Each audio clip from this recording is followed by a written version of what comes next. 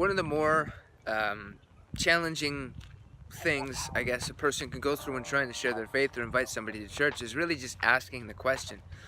And you're thinking that if I ask them to come to church, they might get all weirded out and they might reject me. And so when you're going through that thought pattern, anxiety swells up in you, doubt swells up in you, and you start hearing voices like, don't do it, you're gonna look stupid, and then you don't. And then afterwards, when you walk away, you're feeling actually really guilty.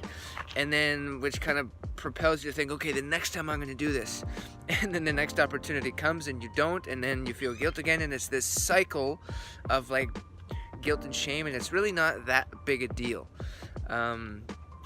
Asking somebody spiritual questions or even just to come to church can be done very easily. It's all just in the way that you ask. For example, if somebody were to ask you to the movies, be like, sure, or no, right? It all depends on whether they want to go or not. But it has nothing to do with you. It has everything to do with their kind of perspective on the movie. Now, a person might be kind of convinced to go if you've told them that this movie will change their life. It's exciting, and it's like, man, you gotta check this thing out. It's about your attitude and about your perspective on what you're inviting them to. If you step into the conversation and you're like, hey, I was just wondering, like, you want to come to church with me sometime? And they're thinking like, well, you don't look very sure about it. Why would I want to go? Right? You're not really selling yourself. You're not selling them on it. So like, of course they're going to not want to go. And sometimes, even if you are super excited and you are really authentic, people aren't just going to want to go anyways because of a number of different reasons. And it's usually because they had a bad experience at a church or with a Christian somewhere along the line. So it's your job to be a different example, a different memory for them, so that when they walk away, they're thinking, that person was cool, they were relevant, they weren't weird, right? You don't have to be those things, and you don't have to worry about coming across that way. And the way to get into asking them can actually be pretty painless as well.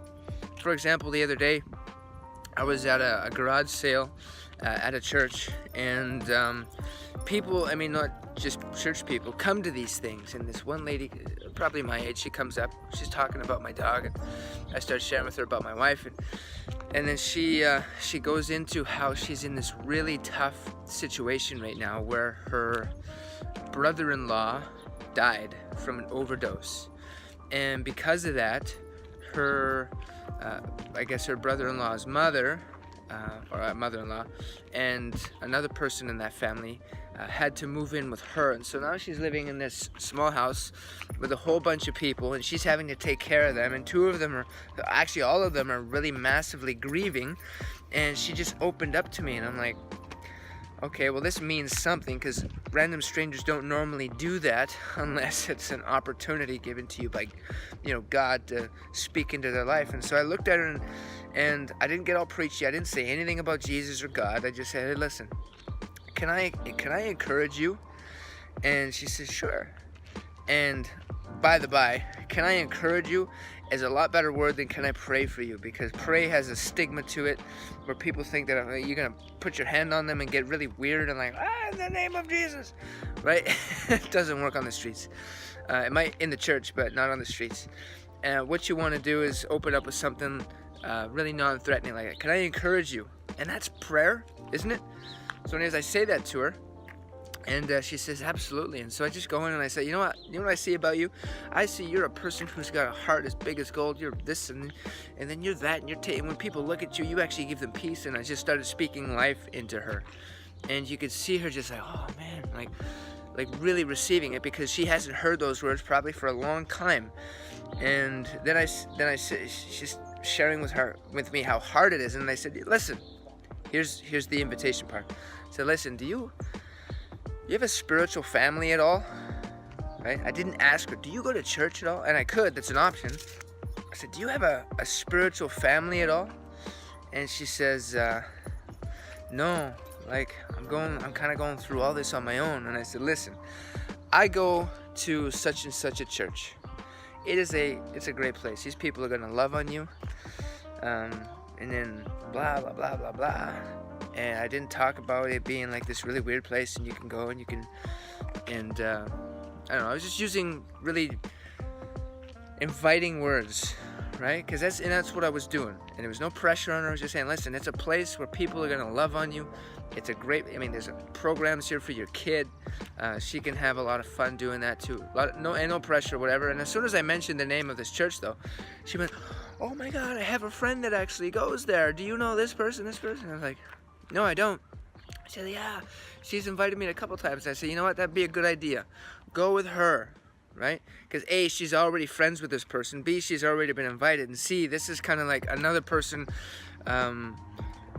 giving testimony about this place. Is like, oh yeah, it's a good place. So do you see how I segued into that? Instead of saying, hey, can I pray for you? Which you can, but I'm just saying it depends on where you're at. Feel it out. But instead of saying that, I say, can I encourage you? And then second, instead of saying, hey, would you like to come to church with me? Which sounds kind of weird, like, hey, come to my cult. Sometimes I said, hey, do you have a spiritual family at all? And yeah, it turned into this really kind of powerful moment for this person. So you know what? I think I will come. I think I'm going to check that out. Yeah, I'm going to call up my friend and we're going to go together. Because, listen, when it comes to people being in tough seasons of life, and I guarantee you that a good 80% of everybody you know is going through a tough season right now, that when you come across with a general love-filled invitation for something just to be into their life or to invite them into your life, they're going to take it. Because nobody wants to, nor should they do life alone. And if you can represent yourself as somebody who's sincere, authentic in your beliefs, you're loving, you represent Jesus, you're not weird at all, because you don't have to be weird. Like, as soon as you go to church, you flip on this switch and all of a sudden it's like, right? If you're not that kind of person, but you're actually real in, on your Mondays as you are on your Sundays, that kind of thing, you'll see a whole whackload of success when it comes to sharing your faith in the 21st century. If you like this video, if you like the theme, or if you have any ideas of how to build on that, or something maybe you've done on the streets that's really worked for you, go ahead and comment on this video below. Please share this with your friends, like it, put it everywhere, because this is the most important topic, I believe, ever out there, at least in my life. And my purpose is to get this out to as many people as possible, to help you become a better kind of faith sharer and make this world a better place. So we'll see you soon. Brian James out.